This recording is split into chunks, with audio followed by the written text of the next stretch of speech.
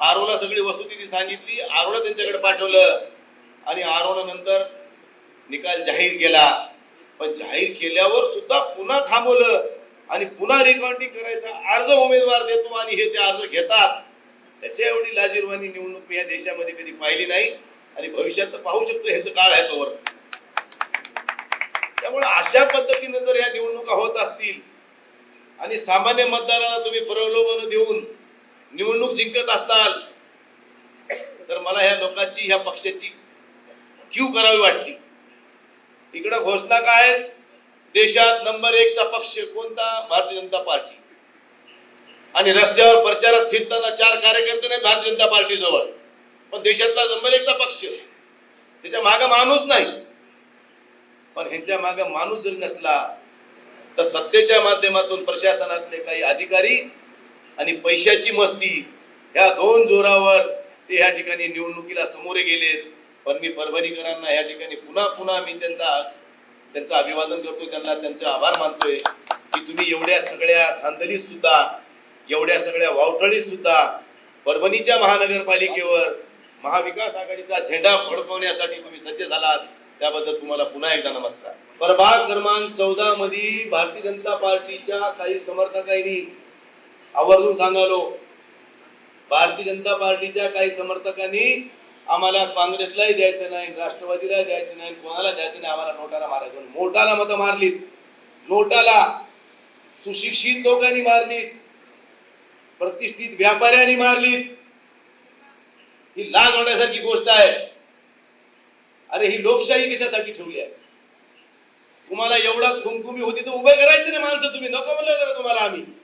35 जागा उभ्या केल्या, महापौर आमचा होणार म्हणून बोंबलत गावभर उठून पण ढकला तुमचा महापौर. आले 12 ते मी रेडी खडी करू माल वाटून, परंतु उलट्या चोरायच्या बोंबा यांचा काय धंदा आहे? रेटून बोल, खोटं बोल. त्यामुळे अशा लोकांपासून सावध राहा. निवडणुकीत अपप्रचार केला, लाडक्या बहिणीच्या पगारी बंद करू, मतदान आम्हाला नाही दिल्यावर, तसं ह्याच्या बापाच्या घरून ते पगार द्यायला लोकांना.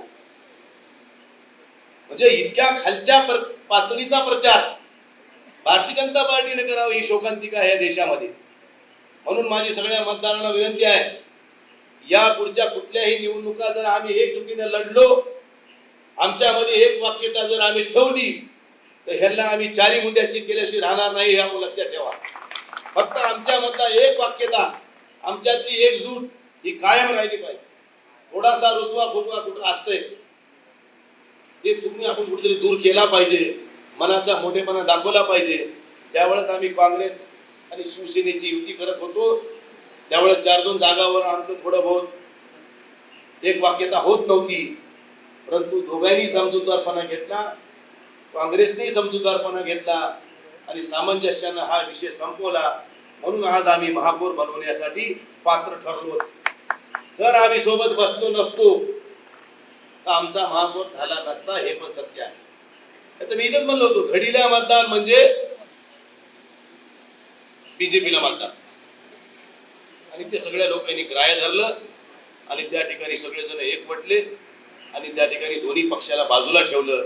म्हणून आपला महापौर होण्यासाठी आपण सगळेजण कारणीभूत ठरलो.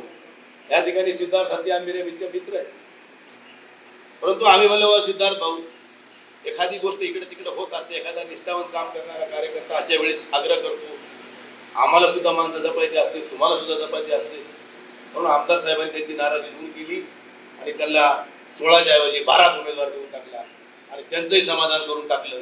आणि ह्याच्या पलीकडे काय आमचं चुकलं असेल, आपल्या परिवारातल्या सदस्य म्हणून थोडा हत्ती आंबेची तरी समजून घेतलं पाहिजे.